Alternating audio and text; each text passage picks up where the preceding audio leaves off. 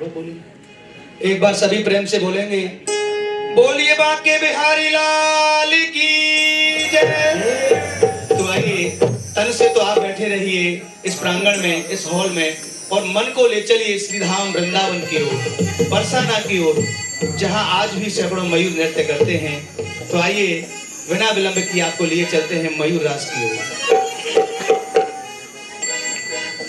ये ब्रज 84 कोस में और 4 गाम निज धाम, वृंदावन और मधुपुरी, तो भैया नाचे देना। एक दिना श्री कुंवर राधिका मोर कुटी आई, एक दिना श्री कुंवर राधिका मोर कुटी आई, नृत्य मयूरन को देखन मन उत्कंठा छाई।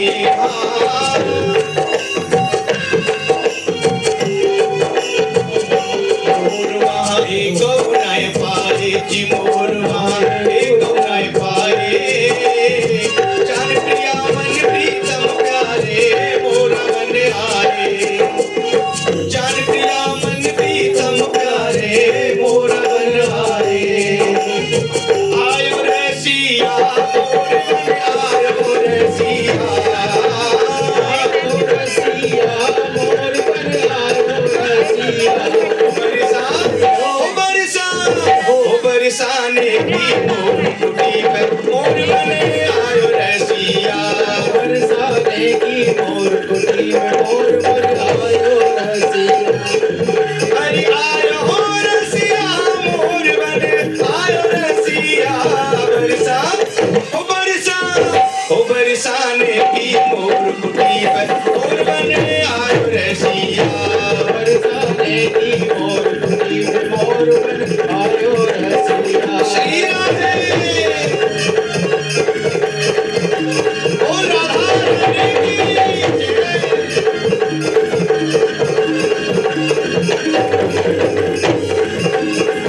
जय हो। कितन बोली राधा प्यारी, कितन बोली राधा प्यारी, कितन बोली राधा प्यारी, कितन बोली राधा प्यारी। 2 दिन से नाय मिले मुरारी, 2 दिन से नाय मिले मुरारी, बिना श्याम सुंदर दर्शन के दासी किया।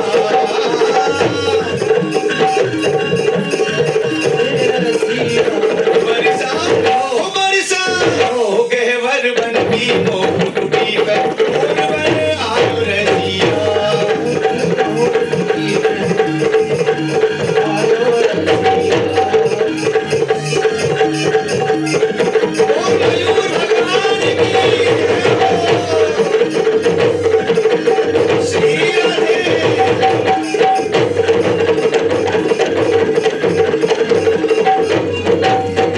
मोरा बन गए मदन मुरारी, मोरा बन गए मदन मुरारी, मोरा बन गए मदन मुरारी, मोरा बन गए मदन मुरारी। ऐसो नृत्य कियो मनहारी, ऐसो नृत्य कियो मनहारी, उड़ते रहिया छवि ऊपर ब्रज की सखिया।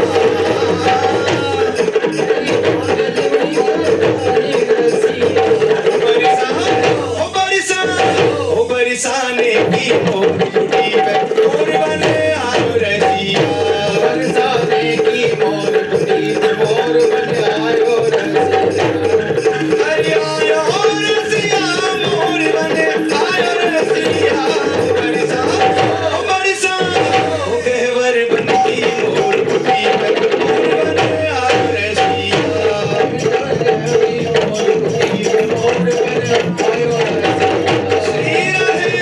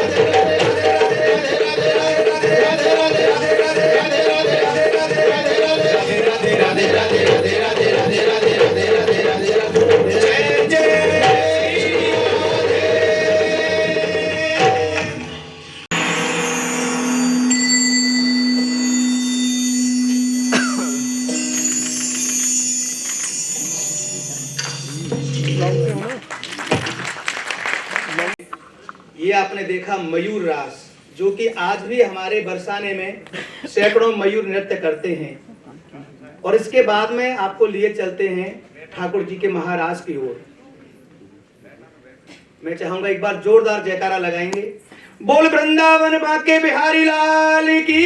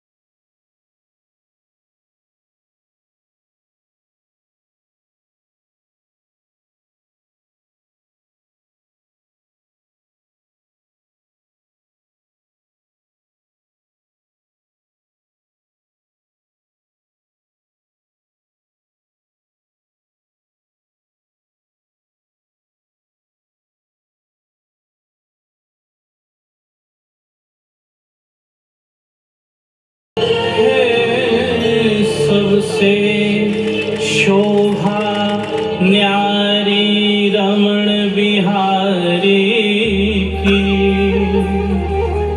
है, सबसे शोभा न्यारी बांके बिहारी की।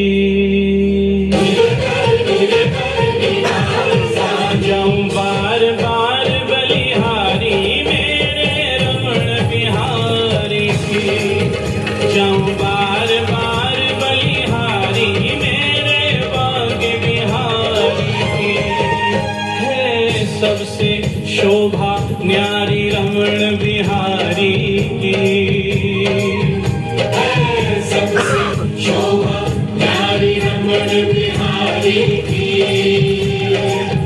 जाऊं बार बार बलिहारी मेरे रमण बिहारी की, जाऊं बार बार बलिहारी मेरे बांके बिहारी की।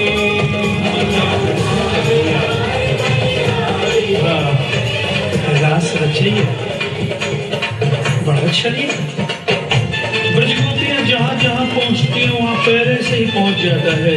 चाहे जमुना का किनारा हो, चाहे कुएं पर जल भरने जाएं, चाहे बगीचे में फूल तोड़ने जाएं, चाहे दही बेचने जाएं, कन्हैया वहाँ पहले से उपस्थित रहता है। ये मत कन्हैया, गोरी कब तक हाँ, गोरी कब तक नैन चुरावे, तेरे पीछे पड़ो सावरिया।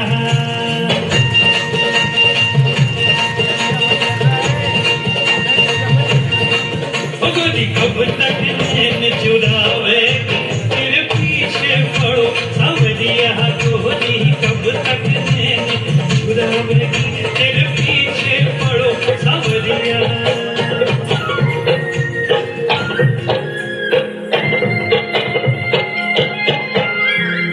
ब्रजधाम की एक गोपी कन्हैया को अपने निकट बुलाती है और कुछ सिखाना चाहती है। क्या क्या सिखाना चाहती है? बंशी बजाना, गाना, नाचना और प्रेम करना। कहती है कन्हैया ये हमसे सीखिए, ये तुम नहीं जानते हो ये सब चीजें, मैं सिखाऊंगी। कैसे सिखाती है? बंसी बरसाने के लाए दूंगी, सीख ले बजाए दो। बंसी बरसाने के लाए दूंगी, सीख ले बजाए दो।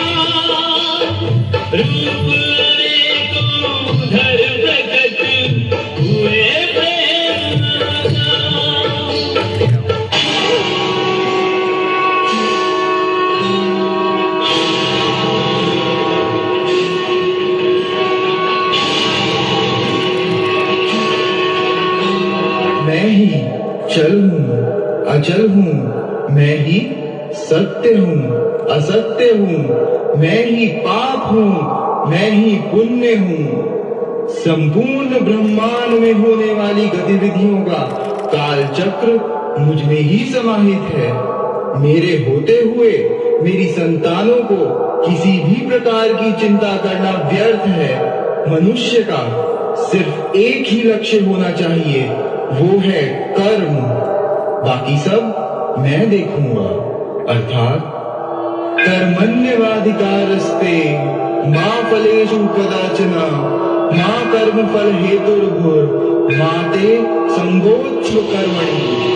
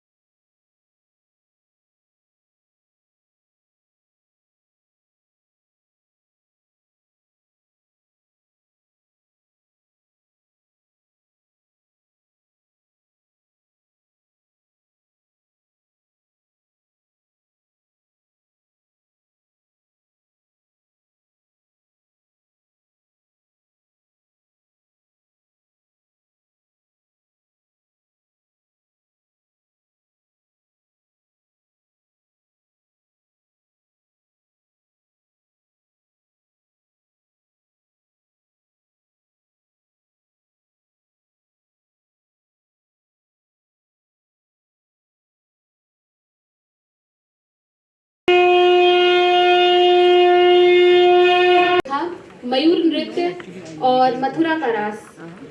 चंद्र मिटे दिनकर मिटे, मिटे त्रिगुण विस्तार, पै दृढ़ श्री हरिवंश को, मिटे न नित्य विहार। सारी सृष्टि मिट जाए, सब कुछ मिट जाए, बट श्री कृष्ण का जो राज है वो कभी मिटता नहीं। जैसे कि हम देखते हैं कि हर देश, काल और स्थिति में कला के प्रारूप बदलते हैं। कला नए नए नित्य नए रूप अपने आप धारण करती है। कैसे रास मथुरा से चलकर जब हमारे मणिपुर में पहुंचती है तो उसके कितने प्रारूप बदल गए, कैसी वेशभूषा बदल गई। मणिपुर के जो लोग हैं, जिन जो उनकी लोक संस्कृति है, उनकी जो वेशभूषा है वो हमें रास में दिखाई देती है। कृष्ण की जो रास मथुरा में है उसमें हमें अलग वेशभूषा दिखाई देती है। तो हम देखते हैं कि कैसे जो कला है वो ट्रैवल करती है या वो खुद आगे बढ़कर नए नए नित्य रूप देखती है। लेकिन हम देखते हैं कि जो उसकी भावना है वो हमेशा समान रहती है। जैसे गंगा है, गंगा की बूंद, एक बूंद भी गंगा है, गंगा जल है, और पूरी गंगा भी एक गंगा है। इसी तरह हम देखते हैं कि कला कहीं भी चली जाए वो कला ही रहती है। एक नया रूप उसका धारण हो जाता है, लेकिन जो उसकी आत्मा है वो कभी मरती नहीं।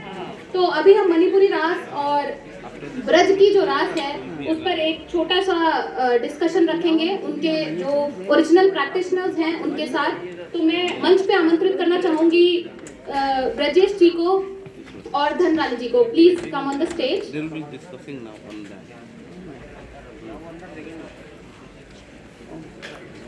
जी, आपका बहुत बहुत स्वागत है। आपके जितने भी परफॉर्मर्स थे उन्होंने बहुत सुंदर डांस प्रस्तुत किया। हम सभी अग्री करते हैं इस बात से। मणिपुरी रास बहुत ही सुंदर नृत्य है जो आप सभी ने देखा। तो धनरानी जी हमारे बीच हैं और राजेश जी हमारे बीच हैं। धनरानी जी, she has 36 years of experience in this art form and she is well trained and she has well read and she is educated in the art form. Also, Brajesh ji is a folk practitioner from Mathura, Uttar Pradesh, and he has been performing since many years. I have seen his performances earlier also, and she is my colleague Sunanda. Sunanda will be representing Manipuri Ras. So, first of all, let's begin, and we should come back to the origins of Ras Leela. When did Ras Leela begin? How did it originate? And how did it come to its present form?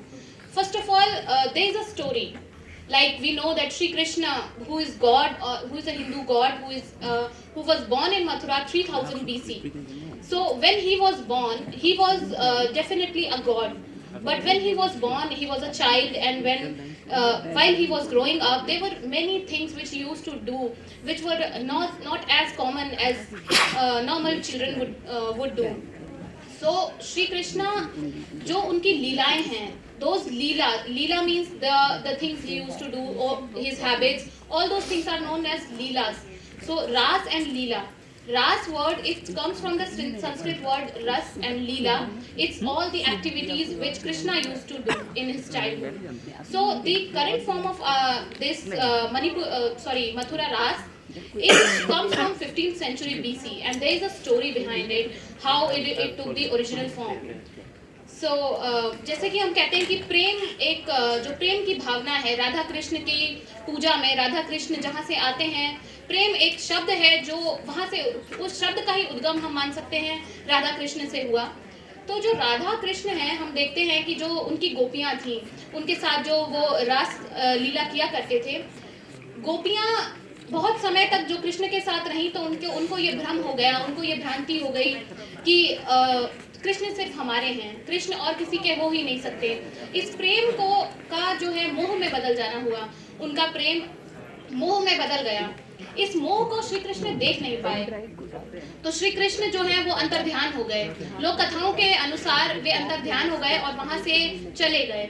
गोपियां उनकी याद में विलाप करती रहीं, उनको याद करती रहीं, और इन सबके तहत जब बहुत समय तक श्री कृष्ण वापस नहीं आए तो वृंदावन में जो कोई आता, गोपियां उनसे पूछती कि श्री कृष्ण कहाँ हैं, प्रभु कहाँ हैं, प्रभु कब आएंगे। तो बहुत समय तक जब उन्हें श्री कृष्ण नहीं मिले तो गोपियों ने सोचा कि हम प्रभु को प्राप्त कैसे करेंगे। Like we all know how to find our God if we are an atheist, so we try to find our gods in different ways. So at that time, gopis, they wanted to find God. So what they did was that they started enacting like Shri Krishna, whatever he used to do. So some of the gopis, they would become putna, some would become Ma Yashoda, others would become Krishna themselves, and like that they used to perform their activities, that they are going to take water from the pond, then they are playing flute and doing different things. So this is how they started this dance form. They started practicing it, and ऐसे ही ये लीलाओं का आरंभ हुआ, रास लीला का आरंभ हुआ. उसके बाद क्या हुआ, श्री कृष्ण को लगा कि जो ये रास लीला है, जो गोपियाँ जिसको कर रही हैं, तो मुझे उनसे मिलने जाना चाहिए, हमारा उनसे मिलाप होना चाहिए. तो श्री कृष्ण प्रत्येक गोपी के पास एक नए नए अवतार में गए. वे एक प्रत्येक गोपी के पास गए और शरद पूर्णिमा के दिन जब इस रास का वहाँ पे आयोजन हुआ तो उसे महारास कहा गया. ये महारास उस समय आरंभ हुआ, जो कि आपने आखिरी में देखा कि मिले ना मोक्ष मोहे श्री कृष्ण जो मिल जावे, कि यदि श्री कृष्ण मिल जाए तो वो मेरे लिए मोक्ष से बढ़कर है. और इसी मोक्ष की प्राप्ति में महारास का आयोजन हुआ. और इस रास का प्रचलन तभी से चला आ रहा है, और हम रास लीला को मथुरा और मणिपुर में देखते हैं. और धीरे धीरे ये जो रास का प्रचलन है वो मथुरा से चलकर मणिपुर तक कैसे पहुंचा, इस कला का रूप कैसे बदला और जाकर वह मणिपुर में कैसे व्याप्त हुई ये कला, इसको हम जानेंगे. मेरी कॉलीग सुनंदा आपको बताएंगी कि मणिपुर की रास का कहाँ से उद्गम हुआ, वो कैसे प्रचलित हुई और कैसे वहाँ पे अब ओरिजिनल फॉर्म में प्रैक्टिस की जा रही है.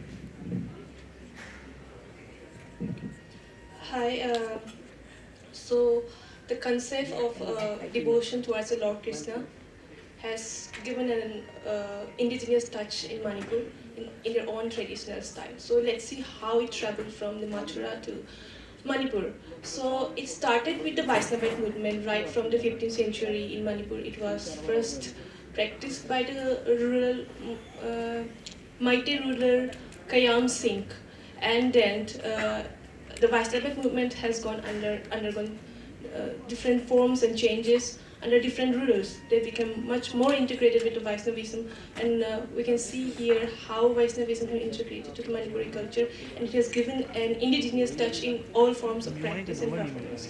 So it was King Bhagya Raja Chandra who introduced the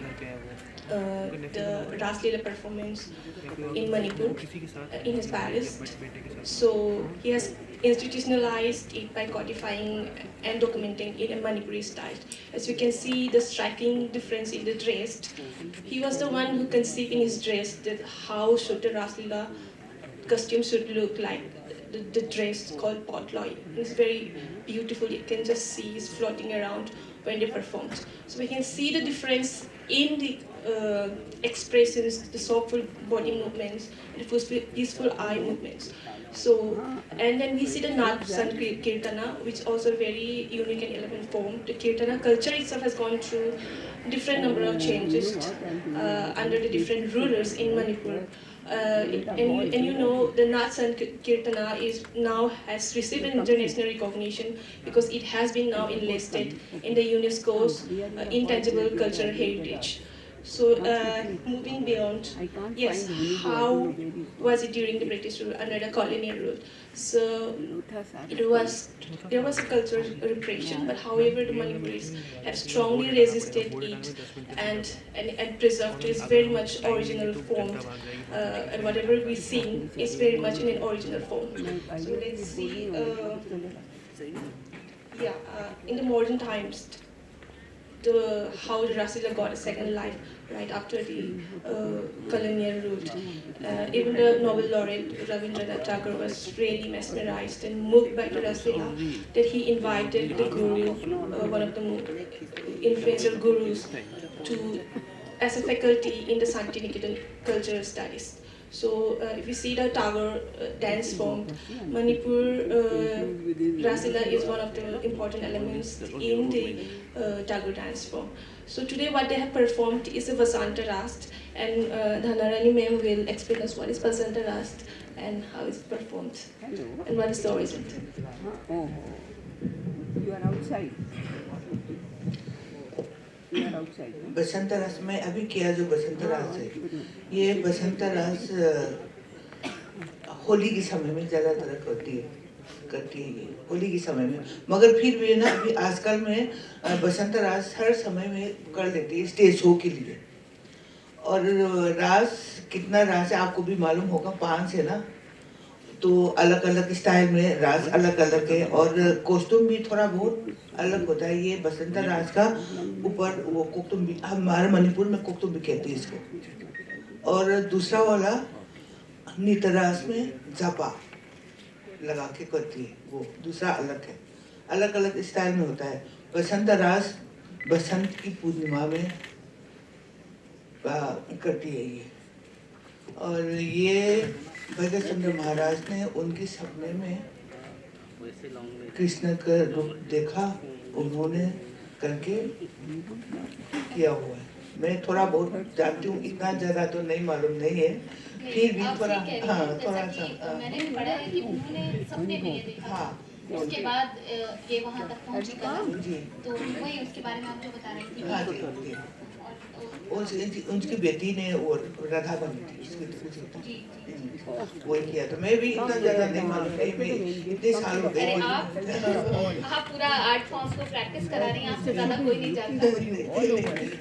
और आप अपने बारे में बताइए कि आपने अपनी शुरुआत कहाँ से की? मैं शुरुआत में मणिपुर में जवाहरलाल डांस अकादमी में शुरुआत किया। वहाँ पर मैं पीजी पूरा कंप्लीट होने के बाद में यहाँ पर त्रिवेणी कला में गुरु सिंह जी उनके पास आई हूँ। गुरु सिंह जी के पास में मैं उनके साथ 15 साल उनके साथ था। इसके बाद में मैं उनका जो इंस्टीट्यूट से मैं अलग हो गई।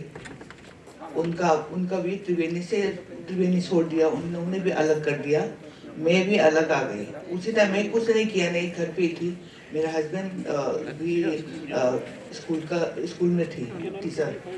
फिर थोड़े 1 साल के बाद में मैंने अपना थोड़ा थोड़ा करके बस मेरा अपना इंस्टीट्यूट थोड़ा डेवलप किया था मैंने, धीरे धीरे करके बस अपना बनाया।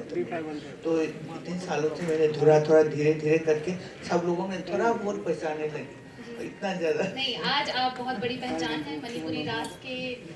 जितनी भी ये कलाएं प्रस्तुत की जा रही हैं, पूरी दुनिया भर में ये परफॉर्म करते हैं ये और इनके कलाकार। तो आपका बहुत बहुत धन्यवाद कि आप यहाँ आई। अब मैं राजेश जी को बुलाना चाहूँगी। राजेश जी श्यामा लोक कला मंच पारासौली गोवर्धन मथुरा से हैं। राजेश जी बहुत समय से इस कला की प्रस्तुति विभिन्न जगहों पर कर रहे हैं, देश विदेश में उन्होंने इसके परफॉर्मेंसेस किए हैं। तो राजेश जी थोड़ा सा अपने बारे में बताएं और इस कला का आज के समय में क्या महत्व है? देखिए, बिना रास के तो कुछ हमारे ब्रज में या हमारी लाइफ में, हमारे जीवन में कुछ है ही नहीं। जब से हमने बचपन में जन्म लिया तब से यहाँ हमारे पूर्वज रासलीला के पूरा मंडली चलाते थे। तो उस समय बच्चों को पढ़ाने का इतना वो नहीं था, बस ये था कि जो हमारी विद्या है, जो हमारी विरासत है, वो हमारे बच्चों को जाए। तो मैं भी, मेरे ताऊ जी की रासलीला होती थी, तो वहाँ में जिनका नाम था स्वामी बालकृष्ण मिश्रा जी, वो आज भी जीवित हैं, 99 ईयर्स के हैं, चल फिर नहीं पाते हैं। और गाने का आज भी उनको बहुत शौक है, वो कभी कभी गुनगुनाते हैं अपनी आवाज़ में। तो मेरे को ये सब चीज़ें विरासत में मिली। उसके बाद मैंने पढ़ाई की, मैंने मथुरा से MA किया। और उसके बाद में लेकिन ये जो अपनी लोक कला है इसको कभी छोड़ा नहीं।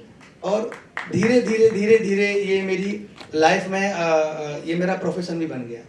मतलब एक हमारे यहाँ कहावत है कि हरि को भजन पेट को धंधो। भगवान का नाम स्मरण भी इसमें हो रहा है और अपना जो परिवार की जो जीवन है वो भी इसमें पूरा खाना पीना रहना सब इसी की वजह से है। तो रासलीला का हमारे जीवन में बहुत महत्व है, विशेष रूप से हम ब्रजवासियों के। तो हमारे इष्ट हैं भगवान श्री कृष्ण और राधा रानी। जो अभी आपने पहले मयूर रास देखा उसके बारे में आपको मैं थोड़ा सा पहले बताया कि राधा रानी अपनी सखियों के साथ नित्य प्रति एक गहवर वन नाम का स्थान है जो आज भी है बरसाना में, यहाँ से बहुत दूर नहीं है, मात्र 150 किलोमीटर है, आप कभी भी जाकर देख सकते हैं। आज भी वहाँ सैकड़ों मयूर नृत्य करते हैं जिसका नाम मोरकुटी स्थान है और भगवान साक्षात वहाँ विराजते हैं। जैसे वृंदावन में निधिवन है, वहाँ आज भी भगवान रास करते हैं। आप में से शायद कुछ लोग गए होंगे तो उन्होंने जरूर देखा होगा। तो वहाँ जाके लगता है कि वास्तव में यहाँ के पेड़ में रज में, यहाँ की हर चीज़ में भगवान है। तो रास का तो हमारे जीवन में बहुत बड़ा महत्व है। जी जी। जैसा कि इन्होंने बताया, जो मयूर नृत्य हमने पहले देखा, मयूर नृत्य के पीछे की कहानी ये है कि जो राधा जी थी, वे रोज मयूर देखने जाया करती थी। तो एक बार जब वे अपनी सखियों के साथ मयूर देखने जाती हैं तो उन्हें मयूर नहीं मिलते, तो स्वयं श्री कृष्ण मयूर बनकर आते हैं। तो मयूर नृत्य का जो कॉन्सेप्ट है ये वहीं से आता है कि कैसे राधा जी को खुश करने के लिए जब मयूर नहीं दिखे तो श्री कृष्ण स्वयं मयूर बनकर आए और इस कला का उद्गम वहां से हुआ। मयूर नृत्य बहुत ही खूबसूरत नृत्य है, आपने देखा, और ये वहीं से प्रैक्टिस किया जा रहा है। तो हमने देखा कि जो रास है वो एक व्यक्ति मात्र के उल्लास की अभिव्यक्ति नहीं है। रास समस्त सभी लोगों के, जितने भी लोग हैं उनके सबके रास की जो उनका उल्लास है उसकी अभिव्यक्ति है कि सारे लोग मिलकर जो खुश होते हैं उसको रास कहते हैं। सारे लोग मिलकर जो झूम उठते हैं, जो नाचते हैं, उसको हम रास कहते हैं। तो सुनंदा जी से मैं आग्रह करना चाहूंगी कि वो बताएं कि किस तरह से दोनों रास में क्या समानताएं हैं। हाउ आर बोथ द रास almost similar to each other, although they have traveled all the way from Mathura in Uttar Pradesh through the gateway of Bengal and Assam all the way to Manipur. Although it's practiced in Assam and Bengal also, but the major art forms have been developed in Mathura and Manipur. So yes, Sunanda. First of all, it's basically the concept of devotion towards the Lord Krishna and Radha. So we can't deny that the same form, right? Yeah. The difference is only the costumes and the movements. Yeah. So what the important is the kirtana. Yeah. Yeah, these both cultures have Kirtana form of art. Rituals. And then you can see the tilak, Yeah. both Yeah, yeah. the Both the Rastriya Krishnas performance are wear yeah. and the dress. Yeah. Yeah, because both the Krishnas wears a golden dhoti and a fader on. Yeah, peacock yeah. The feather color on the yellow top. and gold are very Yes. important. Yes. Yeah, that's what I see. So we can see that no matter how far the art travels, the soul remains the same. Like in the case of Ras Leela, we have seen that the same art form is being expressed in different in somehow different forms in the various states of India. It has been practiced all over India and the world now, but we see the essence remains same everywhere. The way it is performed and the main concept of Radha and Krishna, it remains same. So we can summarize it as that अनेकता में एकता की अभिव्यक्ति, कि हम एक हैं लेकिन हम जो अभिव्यक्त होते हैं, जो हमारी अभिव्यक्ति है वे विभिन्न हैं। एक ही तरह का जो हमारा भोजन है वे नॉर्थ से लेकर जो हमारी इंग्रेडिएंट्स हैं बहुत हद तक सिमिलर होते हैं, और जो हमारे ट्रेडिशंस हैं, जो हमारा पहनावा है, जैसे कल के सेशन में हमने देखा था जो लोकगीत हैं, जो विवाह गीत हैं, वे सब जगह लगभग एक जैसे होते हैं। तो हमारी आत्मा एक है और हम अलग अलग रूप में अभिव्यक्त होते हैं। अनेकता में एकता की अभिव्यक्ति ही हमारे भारत का सार है। इसी के साथ इस सेशन की समाप्ति। बहुत बहुत धन्यवाद आप सभी लोगों का।